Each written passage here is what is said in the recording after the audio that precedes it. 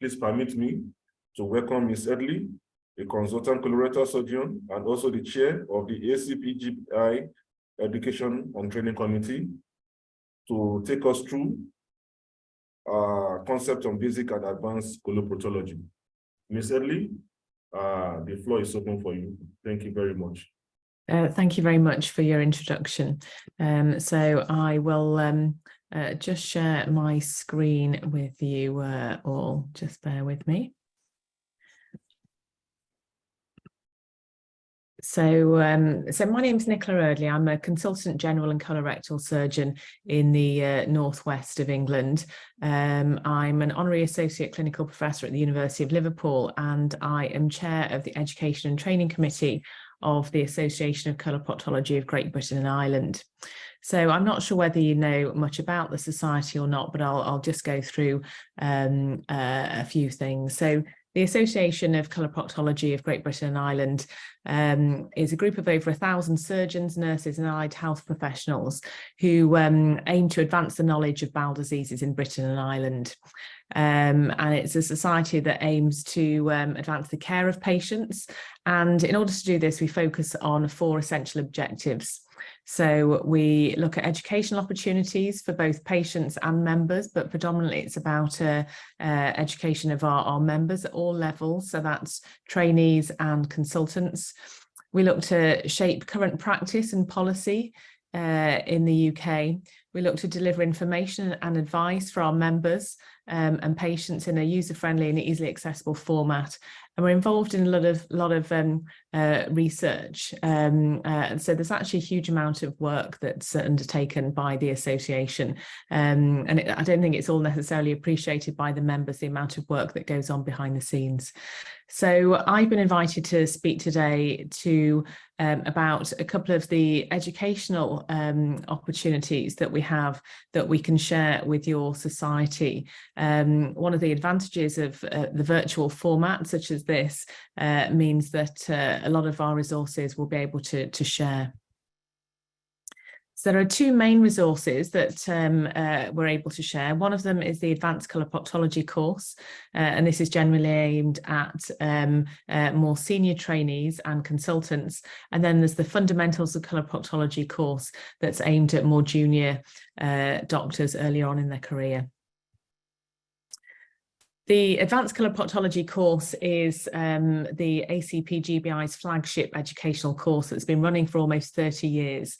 But it's been running in a very different format in the past. So it used to be run in a venue where everyone would come and it would be a face-to-face course, and that worked well for many years. But of course, COVID came and it meant that we had an end to all face-to-face teaching, and so we turned it into an online format. And the online format has worked very well, and we've run it in this format now for the last 3 years. And it means that we've been able to extend the reach of the course, which has been absolutely fantastic. So, for example, the course previously used to get about 100 people attending each year. And in the course this year, we've had over 1,000 people registered. So we've been massively able to increase the reach, and it's allowed people who wouldn't have been able to attend before to come along to the course. And it's also extended the reach in terms of who can join the course. It used to be very much just very senior trainees and consultants, but we've started seeing other healthcare professionals and other specialties joining the course as well. One of the advantages of the course is that it's available on demand afterwards. So we know that everyone has busy lives, and sometimes people are busy operating, people have clinics, people have other commitments and aren't always available to attend the course. So it's available on demand as well. And as a society, we have tried to keep the costs as low as possible. So for UK trainees and consultants, it is very low cost, and in part that's subsidised by industry. And we've been able to keep it free for those from low and middle income countries. And we are, hoping to continue to do that. So what is in the course? So the underlying ethos of the course was originally to give a concise summary of subject areas that colorectal trainees will need to know to pass the FRCS examination. So this is fellowship of the Royal College of Surgeons, and this is essentially an exit examination. So this is the exam that you have to pass before you become a consultant. So it's to give an overview of everything that a senior trainee needs to know. But it also is a course that provides practical tips and updates of clinical issues that consultant surgeons will meet in their regular practice. So we've actually found that we have a lot of consultant surgeons that come along to the course because the discussions are really, really useful, and we often discuss quite common problems that we see in everyday practice. The content is relevant to not just colorectal trainees, but general surgical trainees. So I'm not quite sure how training and delivering of services works in Nigeria, but in the UK, we have some emergency general surgeons who don't necessarily just look after colorectal patients. They'll look after all emergency general surgical cases, and so we wanted the course to be relevant to those doing emergency general surgery, the colorectal aspect of that. So it runs as a series of short presentations followed by panel discussions, and it's a really good format because it allows the speakers to be really interrogated by the faculty, and people who are sat at home watching the course are able to send in questions real time, live, and the chairs are able to put those questions to the speakers. So it allows for a really interactive experience. One of the other things that we do with the course is that trainees can have a mock FRCS examination viva.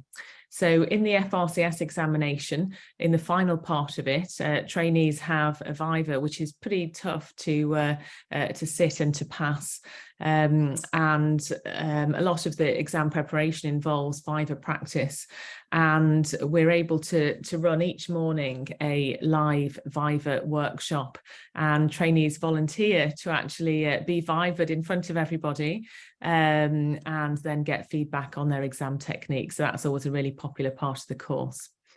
The faculty also provide us with an abstract of their talks with all the useful links and guidelines that they're going to include in their talk. So that's a really useful resource afterwards, and it's accredited for CPD points and a certificate. So this is how the course looks when you join it online. So we have a panel. It's filmed in a TV studio in London, and it comes out live. The faculty are all picked because we know that they are good speakers or experts on their topics, and we try to ensure that we have a good mix of speakers. So the speakers give their talk. We generally give them only about 10 to 15 minutes to give their talk, to try and keep things concise so that people don't get bored watching really long talks. We don't want loads of graphs and things that will send people to sleep. We want, a practical course that people can get a lot out of. This is just an example of one of the sessions. So we have various different sessions ranging from proctology, pelvic floor, colorectal cancer, abdominal wall, emergencies, etc. And this is just an example of the resources that are available online afterwards for people to watch on demand. The course is interactive, so if people are able to join it live, it's really good because there are various polls that keep people interested, that people can take part of, and there'll be links on screen to various guidelines and resources as they're discussed during the talks. And this slide's just to highlight that there's a lot of clinical cases that get discussed. So, this one, for example, emergency laparotomy, a huge a huge incisional hernia, you've got some bowel that's perforated. What are you going to do with the bowel? How are you going to manage the hernia? How are you going to close the abdomen? So these are, challenging problems, and it's great to have all the faculty discussing how they might handle the different cases. So if you want to register for the course, so this year's course was in March, so it's already happened, but I put the QR code there on the screen if you want to look to register for the 2023 course. It is free to those from Nigeria, so if you wanted to join, you just have to put your registration details in there and which country you're from, and you'll get free registration. One of the advantages if you register for this year's course is that you should automatically then get a reminder for next year's course, which is in March 2024.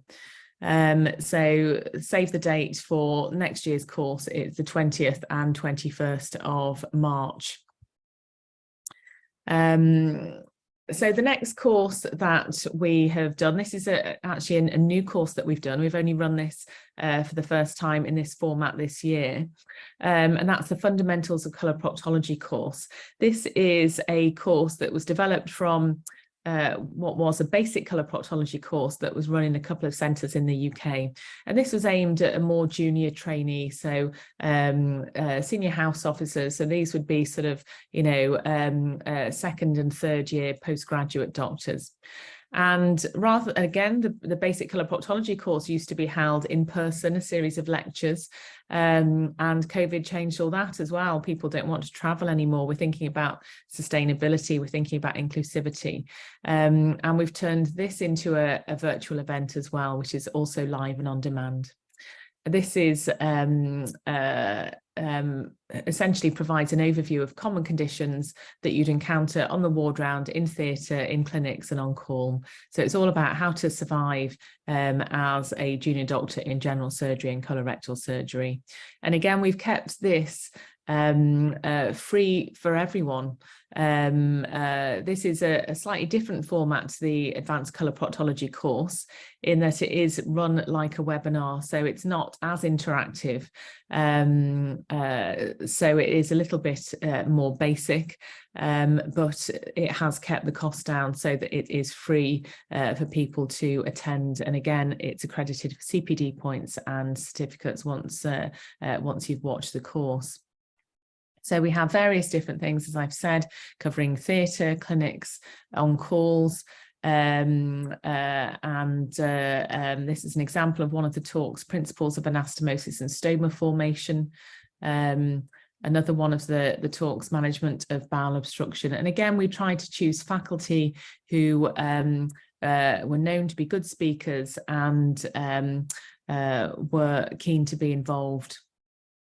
So on the screen here, there is a QR code if you want to register for this course. So this course has already happened. So it would be, you'd be watching the videos of the resources from June. You do have to use, if you are going to register for this, this course, you do need to use an institutional email account. So the app, the platform that we run this course from provides free access to medical education events, but you have to have some evidence that you're a medical professional for this one. So you'll need to use your institutional email account, or sometimes you may have to send some identification to show that you are a medical professional, but this is also free. If you want to hear about other things that the ACPGBI are doing, then follow us on social media. There's Twitter. The ACPGBI have a Twitter account. Again, if you follow the QR code, that will take you to the ACPGBI Twitter account. And we've got a separate account specifically for education and training. So you will find out more about various courses and webinars and things that you'll be eligible to join if you follow those accounts. Thank you. Thank you very much for listening. Happy to take any questions. Yeah, thank you very much, Eardley. That's pretty nice presentation.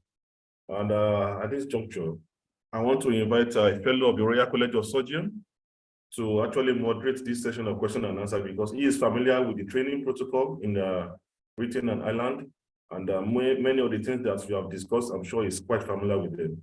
Permit me to welcome Mr. Emmanuel Eardley to please help us coordinate this session of question and answer for what Ms. Eardley has spoken on. Thank you, sir. Thank you very much. Thank you, Professor Eardley, for accepting the invitation to talk to us this evening about the advantages and the facilities that the ACPGBI can provide for the Nigerian Association. Our place will be expecting questions. You may type them out on the chat site or just indicate by raising your hand and we will invite you to ask your question. One of the questions I wanted to ask is, for an association like the Nigerian Society, is it possible in an interactive session for them to submit cases, case presentations for discussion, or are these already predetermined cases for the? Yes. So in the advanced coloproctology course, the cases are all predetermined, but the faculty that choose the cases generally try to choose cases that are fairly common and ones that provide good examples of the educational points that they're trying to get across. Now, if members of the Nigerian Society wanted to join and ask specific questions, they'd be able to do that via the chat function on the platform. Now, not all questions will necessarily go through to the faculty on the stage, but we do have moderators behind the scenes who will answer questions. So we have had that before, where people will send in questions and the moderators will try and answer those as far as we can. We can't guarantee that we will answer everything, but we'll try and answer those. Great, thanks a lot, Nicola. Dr. Adeyeye, you have your hand raised. Can you unmute yourself and ask your question? Thank you very much, sir, for recognizing me. Good everybody once again. Thank you, Ms. Eardley, for the presentation. Mine is mainly a comment, just to say that I have participated in this course, the Advanced Coloproctology course. I attended the March course, and I found it very, very enlightening. And I went back again to the on-demand versions of the recordings to go through those things again, especially for although it was not on demand, the mock viva sessions were quite intense. And just a pity that those things were not recorded. I understand why they were not recorded, but sincerely, I really hope that we as members of society will key into this opportunity to improve our practice. So thank you once again, Ms. Eardley. And I also want to thank Mr. Sanjay Chowdhury for connecting Ms. Eardley to us. I guess he's on the call. I think I saw him join. Thank you, Mr. Chowdhury, again for doing this and for your interest in Nigeria. Thank you. Yes, I think I saw Sanjay Chowdhury join as well. He's the international representative for ACPGBI. Well, I'm glad you enjoyed the course in March. Yes, it's great to attend live, and it's great to have the resources available on demand afterwards. You've described the Viva, so that the Viva sessions are each morning. Now, they're the two bits of that's the bit of the course that isn't recorded. So we ask for volunteers. So these are trainees that are coming up to their FRCS examination, and they volunteer to be viva'd in front of everybody. So, it might be a few hundred people that they're being viva'd in front of. So they're very, very brave, and we're very appreciative of them to put themselves forward for it. But out of courtesy for them, we don't record it for playback on demand, because it's not very fair if perhaps if they don't have a good viva. But that's one of the advantages of attending live, because you get to attend the viva sessions. And I would say they're really good, not just for the trainees, that they're excellent for trainees. They see what the standard is for the exam, but it's fantastic fantastic for consultants because you get an overview of what the important topics are that you need to know about. And it's great for you to be able to see how to support your trainees. You're able to see the level that they need. So that's the great part about joining it live. I'm glad you enjoyed it. Thank you.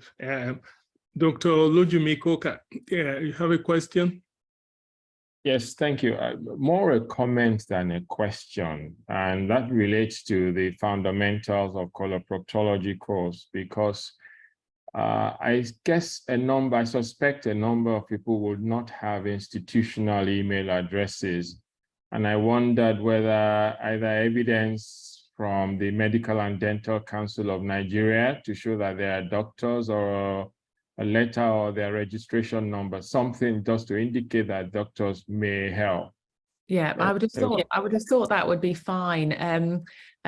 Because it's run through the MEDL platform, we are reliant on them to check the details. But if there were any issues at all, and you found that you couldn't get access, then obviously we could be contacted at ACPGBI, and we would work with you to try and get the access. Just another comment there is, will it be possible in terms of validation for access as an association for a pre-registration for the group of candidates that want to attend the courses, so that they can apply in a block form and you can recognize their emails prior, so when they link in? Yes, yeah, that would actually work. If we were able to get a list of emails, we could actually provide those to MEDL so that they could literally just go through and accept the registrations. Yeah, that would work. Yeah, maybe that's something we should think about. Yeah. Yeah. Any other questions for Professor Earley? Thank you. What I'll do is I'll put some links in the chat in case anyone didn't have a chance to take the details of the QR codes. Yeah, I think the QR codes, I scanned one, the one that took me to the Duke's Club site. I think one of the ones, which is very useful for trainees, particularly the Duke's Club site is an important resource center for trainees, and you get, even for consultants, to get a lot of information from there also. Yeah. Dr. Igwe, I think what we're going to do, because of time constraints, is that Dr. Adeyeye is our research coordinator. Yeah. So he will be liaising with Eardley and Sanjay to get some of these links across to our members. Okay. So whatever happens in between, then Dr. Adeyeye will sort it out accordingly. I think that would be better. Yeah, so from what Nicola said, now I think it will be important when the courses are forthcoming in March, for people to indicate their interest, and the registration and all that can be done. And then the emails that you're going to use in assessing can be collected and sent to the association prior, so that you can be given access. So all these logistics can be discussed at a later date. Yes, okay. Dr. Mukhtar, I'm seeing you there. Do you want to make any comment? Ahmad?